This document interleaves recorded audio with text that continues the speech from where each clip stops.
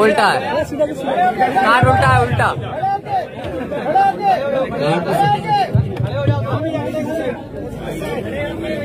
भैया खड़े हो जाइए, भैया खड़े हो जाइए, खड़े खड़े खड़े।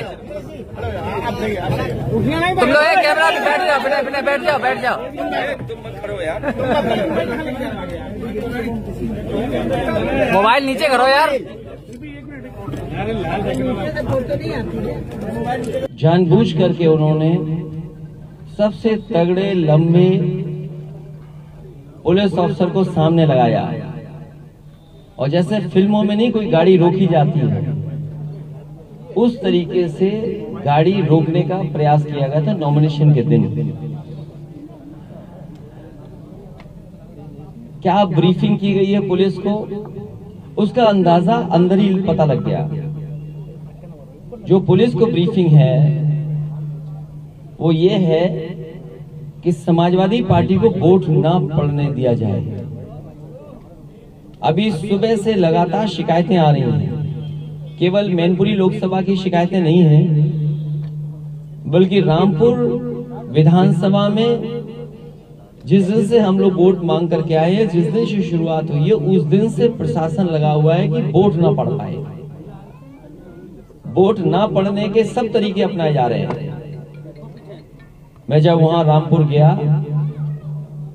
हर चौराहे पर, हर सड़क पर पुलिस बड़ी संख्या में खड़ी थी। मुझे लगा कि ये पुलिस इसलिए खड़ी है कि सुरक्षा का इंतजाम कर रहे हैं, लेकिन जब सभा स्थल पे हम लोग पहुंचे हैं तब ये पता लगा कि वहां पर लोग ना आ जाए सभा में, इसलिए पुलिस लगी हुई है। कल रात को प्रत्याशी को खुद बैठना पड़ा धरने पर और ये मांग करनी पड़ी कि यहाँ की पुलिस फेयर इलेक्शन नहीं करा सकती है, फौज को लगा देना चाहिए। अगर ये अविश्वास पुलिस पर आएगा, प्रशासन पे आएगा, तो आप क्या उम्मीद करोगे लोकतंत्र कैसे बच पाएगा? क्योंकि जो बाहर की फोर्स आती है उसको गाइड करने वाले तो प्रशासन के लोग होते हैं।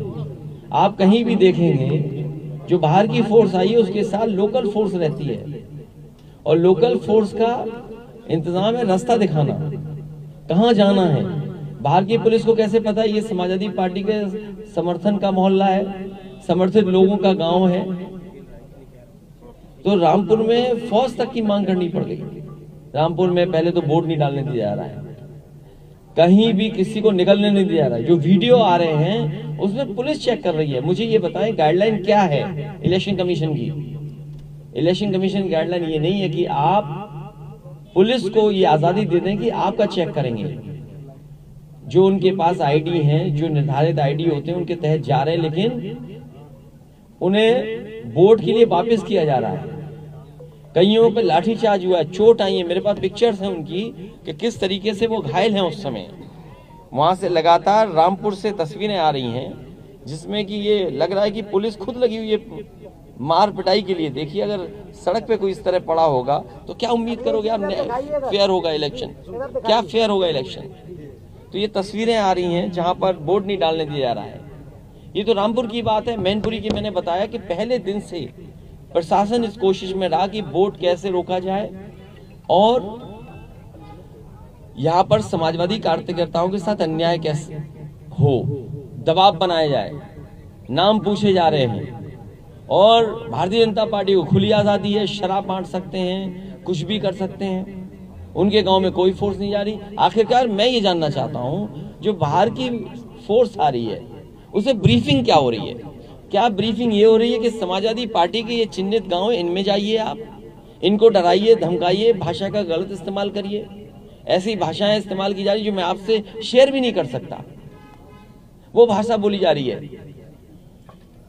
और सुबह से शिकायत कर रहे हैं, कहीं जो मैनपुरी में है, कुछ बूथ, कुछ करेल में है, जो मतदाता समाजवादी पार्टी के गए उनके साथ मारपीट हुई है। कुछ लोगों को गांव से नहीं निकलने दिया जा रहा है। हमारी ऑफिस के लोग अगर जिलाधिकारी को फोन मिला तो जिलाधिकारी अपना सीओजी अपने चपरासी को देके चले गए। ये कहां से व्यवस्था आ गई कि आप अपना मोबाइल सीओजी एक अपने किसी को देके चले जाएंगे और आप बात ही नहीं करना चाहते हैं? तो आखिरकार ये प्रशासन वोट किसके लिए डलवाना चाहता है? लेकिन मैं जानता हूं ये मैनपुरी नेताजी का घर, क्षेत्र, और यहाँ से नेताजी राजनीति करते करते राजनीति की ऊंचाइयों पर पहुंचे हैं। ये जितना कुछ सड़क, बिजली, पानी, पुल या स्वास्थ्य की सेवाएं या तमाम इंतजाम जो दिखाई दे रहे हैं वो सब नेताजी के कराए हुए हैं। भारतीय जनता पार्टी का यहाँ कुछ नहीं है, इसीलिए उन्होंने उधार का प्रत्याशी लिया। उनके पास अपना ऐसा प्रत्याशी नहीं था कि नेताजी की भावना का और नेताजी के पक्ष में जो मतदान होने जा रहा है उसको रोक सकें। और आज भी बड़ी संख्या में मैनपुरी के लोग समाजवादी पार्टी और नेताजी को याद कर करके एक एक वोट डाल रहे हैं। ये जितना कुछ आप खुशहाली दिखाई दे रही है सब नेताजी की देन है। और नेताजी ने विरासत में जो विकास दिया है, जो गति विकास को देनी है, या जो विरासत में समाजवादी सिद्धांत दिया, आर्थिक, सामाजिक, राजनीतिक जो चेतना यहाँ के क्षेत्र के लोगों में जगाई है, उसके लिए एक एक वोटर यहाँ पर नेताजी के पक्ष में वोट डालने जा रहा है। इसलिए बीजेपी घबराई हुई है। आप जो लखनऊ के प्रेस के लोग हैं वो जानते होंगे, उन्होंने अपने अधिकारियों को मॉनिटर करने के लिए बैठाया हुआ है कि केवल आपको मैनपुरी लोकसभा मॉनिटर करनी है। बड़े बड़े अधिकारी बैठे हुए हैं, लगातार डीएम, एसओ, डीएम को फोन कर रहे हैं। और जो भाषा है ना कि डंडा डाल के बैठे हुए हैं, ये भाषा नहीं इस्तेमाल करनी चाहिए। लेकिन एक अधिकारी ने कहा कि साहब इतना डंडा है ऊपर से कि हम आपकी कैसे सुने। सोचिए आप, लखनऊ से ये चल रहा है। ये उम्मीद करेंगे कि इनको उत्तर प्रदेश विकास की गति पे आगे ले जाएंगे। इसलिए मैं आपसे कहना चाहता हूं कि जनता समाजवादी पार्टी और नेताजी के साथ है। एक एक वोट यहाँ जनता जो निकल रही है वो समाजवादी पार्टी के पक्ष में डालने जा रही है। और इस बार का परिणाम मैनपुरी का ऐतिहासिक होने जा रहा है। मुझे खुशी है कि हर वर्ग के लोग समाजवादी पार्टी की प्रत्याशी डिंपल यादव के पक्ष में मतदान कर रहे हैं। सर, वोट परसेंटेज में बहुत नहीं बढ़ा है, तो क्या इसकी वजह वही अभी शुरुआती है। देखिए, ये प्रशासन को और इलेक्शन कमीशन की जिम्मेदारी होनी चाहिए कि ज्यादा से ज्यादा वोट पड़े। और यहाँ प्रशासन इस कोशिश में है कि वोट ना पड़ पाए। आप रामपुर का देख लीजिए, लोकतंत्र के इस सेलिब्रेशन में कर्फ्यू लगाया हुआ है। कर्फ्यू में कोई वोट डालने आएगा? और खासकर चिन्हित कर करके ये समाजवादी पार्टी के वोटर हैं, उन पर लाठी चला रहे हैं, उनको मारपीट कर रहे हैं, उनके भाषा का गलत इस्तेमाल कर रहे हैं। पुलिस दूर दूर लगा दी है जिससे कि उनके आईडी चेक करें। पिछली बार भी क्या वोट डालने दिया था? पिछली बार भी हम लोग इलेक्शन कमीशन को शिकायत करते रहे। इलेक्शन कमीशन को पता नहीं क्या हो गया है कि वो नजरअंदाज कर रहा है हर चीज को। इलेक्शन कमीशन को लेकर आपने पिछली दफा भी कही थी बात, इस बार भी आप बात करें। मैं तो आपसे कह रहा हूँ और आपको खुद में वीडियो शेयर कर रहा हूँ हमारी पार्टी के पेज में, क्योंकि आज का समय ऐसा है कि टेक्नोलॉजी में जो चीज हो रही है, जो वीडियोस आ रहे हैं, वो वीडियोस हम शेयर करते हैं आपको, और वो शेयर हम अपने प्लेटफॉर्म से करते हैं, वो आप लोग भी देखते हैं, आप पे भी आ रहे हैं। और हमारे पास माध्यम क्या है? यही तो माध्यम है। अगर इलेक्शन कमीशन इन चीजों को भी नहीं देखेगा तो किसको देखेगा? अब ये मैनपुरी में सूरजपुर गाँव में पुलिस खड़ी हुई है और वोट डालने नहीं जाने देना चाहते। वीडियो सर्कुलेट हो रहा है, वीडियो हमने अपनी पार्टी के पेज से डाला है। डीएम को फोन मिलाना चाहते तो डीएम है नहीं, गायब है। कल हमारे कार्यकर्ता वरुण गिहार और उसके साथ बहुत सारे लोग थे भूगांव में। एसडीएम ने बोला कि हम छोड़ देंगे। अब मैं जा रही हूँ, ये 10 बजे पार्टी इसको छोड़ करके उसके बाद में आपके सब लोगों को छोड़ देंगे। पता नहीं कहाँ से क्या फोन आया, वो मजबूरी दिखा कर उन्हें जेल भेज दिया। रात भर पिछले 2-3 दिन से ये फोर्स हमारे कार्यकर्ताओं को पकड़ रही थी। मुझे खुशी है इस बात की कि ये नेताजी के बनाए हुए कार्यकर्ता हैं, ये डरे नहीं, झुके नहीं और लगातार बच बचा करके आज सभी पोलिंग एजेंट बन करके और वोट डलवा रहे हैं। बीजेपी का प्रतिनिधिमंडल भी चुनाव आयोग पहुंच गया। ये वो दिखावा है। बीजेपी के लोग लाल टोपी पहन के बवाल करते हैं, कहेंगे समाजवादी लोग हैं। आप नहीं समझते भारतीय जनता पार्टी क्या पार्टी है? ये जाने कहां से ट्रेनिंग और सीख करके आए। आपने मुख्यमंत्री जी की रैली में मुख्यमंत्री जी का तस्वीर तो दिखाई, लेकिन भीड़ नहीं दिखाई, क्योंकि भीड़ थी नहीं। अरे आप दिखाओ ना भीड़, आपने कैमरे में दिखाई हो भीड़ तो बता दो हमें। आप जो हमसे सवाल कर रहे हो, हम आपके चैनल के बारे से पूछना चाहते हैं कि आपने भीड़ पर कितनी बार कैमरा लेके गए आप? क्योंकि भीड़ नहीं थी। अगर आप कैमरे लेके गए हो तो बता दो हमें आप। चुनाव से कोई जवाब मिला, आपने शिकायत किया तो अब शिकायत कर रहे हैं तो देखिए क्या कार्रवाई करता है इलेक्शन कमीशन। हम तो भरोसा इलेक्शन कमीशन पे करेंगे। हमें तो भरोसा करना ही पड़ेगा, हमें तो भरोसा डीएम पे भी करना पड़ेगा कि डीएम फोन उठाएं और जो बात हम कह रहे हैं उस पर निष्पक्ष अपनी फैसला लें। अगर कोई शिकायत हम कर रहे हैं, कोई बीजेपी शिकायत कर रही, आखिर निष्पक्ष फैसला कौन लेगा?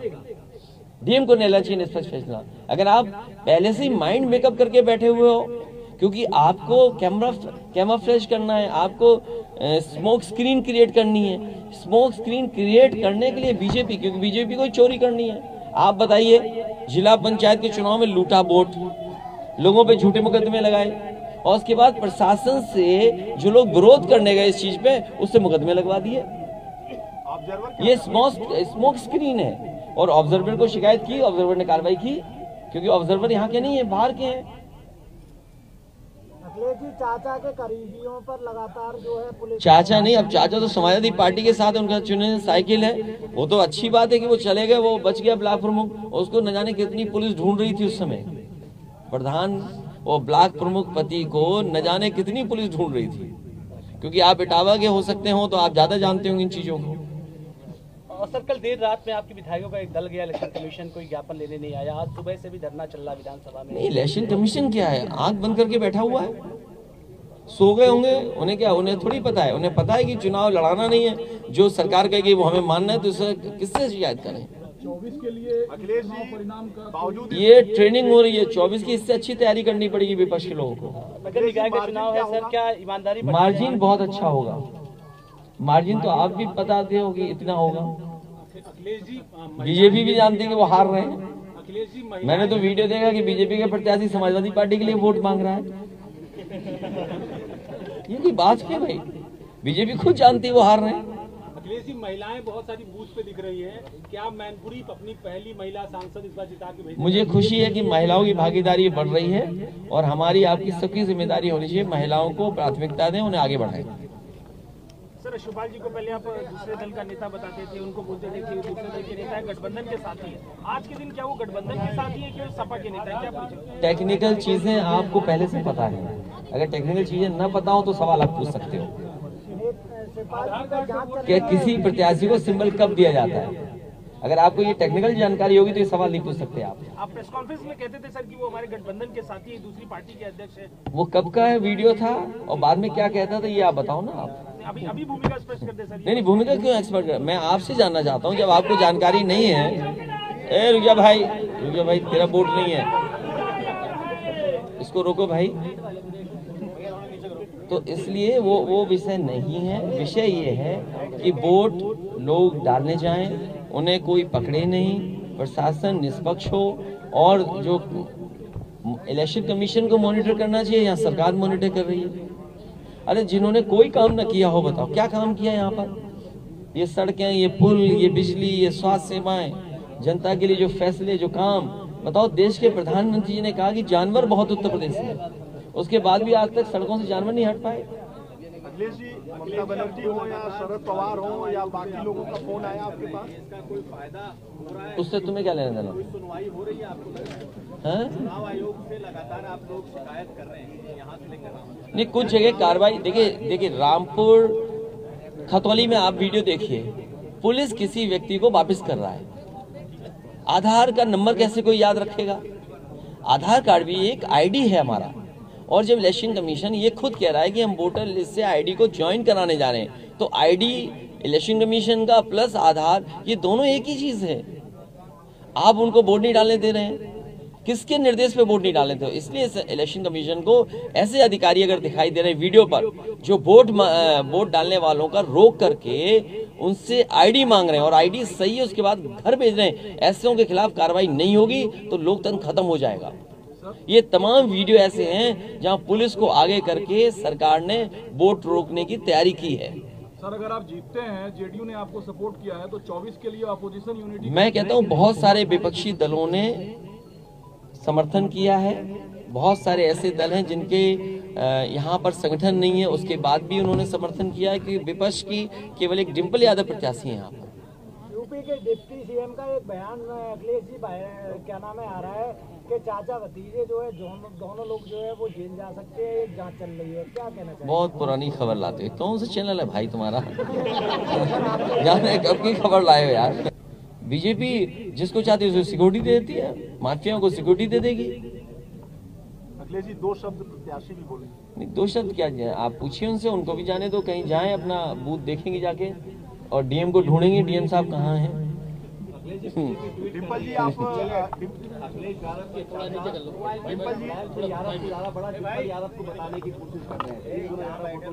उनको क्या तकलीफ है, बीजेपी को किस बात का पेट दर्द है, बीजेपी को किस बात का पेट दर्द है।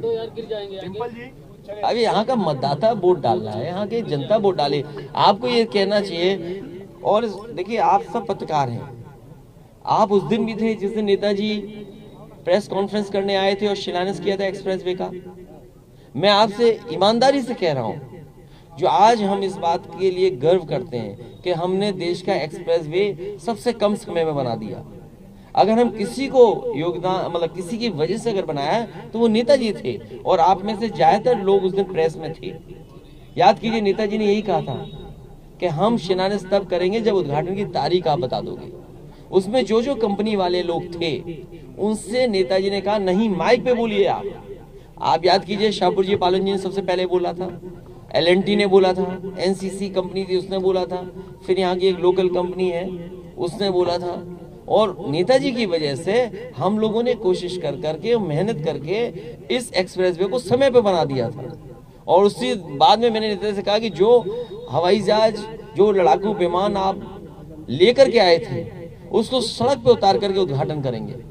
बताओ, एक्सप्रेसवे पे आप चलते हो, ये है देश का सबसे बेहतरीन एक्सप्रेसवे कि नहीं है? ये कन्नौज, मैनपुरी इसको जोड़ता है। और नेताजी ने अगर उसने शर्त न लगाई होती तो शायद मैं 23 महीने में नहीं बना पाता। देश का आज भी सबसे बड़ा एक्सप्रेसवे है, तो ये नेताजी के योगदान को कैसे भूल सकते हैं? और ये भाजपाई झूठे लोग ये जो बना रहे थे एक्सप्रेसवे, इनके ऐसे पेट दर्द हो जा रहा है। बुंदेलखंड का ऐसा गाड़ी पलट जाएगी आपकी, अभी ये गाड़ी टकरा गई, बताइए कितने लोगों की जान चलेगी। बताओ, ये भाजपाई लोग कैसा काम करते हैं? ये जितना कुछ विकास दिखाई दे रहा है ये सब नेताजी की वजह से और नेताजी के प्रयासों से हुआ है। डिम्पल जी, आप फिरोजाबाद लड़ी, कन्नौज लड़ी और इस बार यहाँ लड़ रही हैं। ये चुनाव उन चुनावों से कैसे अलग देखती हैं? आप फिरोजाबाद लड़ी, आप कन्नौज लड़ी, आप मैनपुरी लड़ी। मैं सभी चैनलों के माध्यम से मैनपुरी लोकसभा क्षेत्र की जनता को धन्यवाद दूंगी।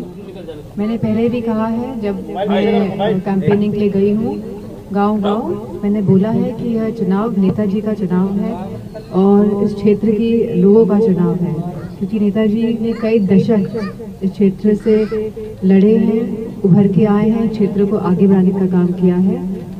तो मैं कहना चाहूँगी यह सीधे इस लोकसभा क्षेत्र और नेताजी के सम्मान का चुनाव है। डिम्पल जी, अन्य चुनावों से ये चुनाव कठिन मानती हैं कि आसान मानती हैं?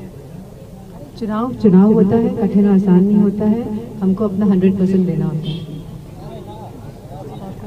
क्या कहना चाहेंगी मैनपुरी की जनता से डिम्पल जी आप? जो प्यार और स्नेह और आशीर्वाद मैनपुरी लोकसभा क्षेत्र के लोगों ने दिया है, मैं उनका तहे दिल से धन्यवाद कहना चाहूँगी। और कहना चाहूँगी कि वोट डालें।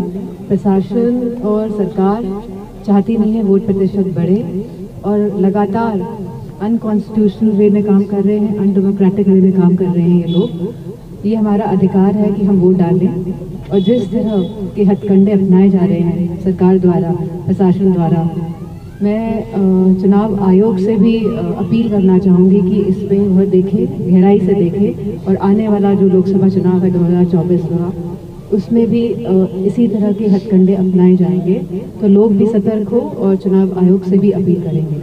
डीएम को लेके आपने नहीं, अभी सूचना मिली है हमारे इसी अभिनव स्कूल में बूथ नंबर 239 ईवीएम खराब है।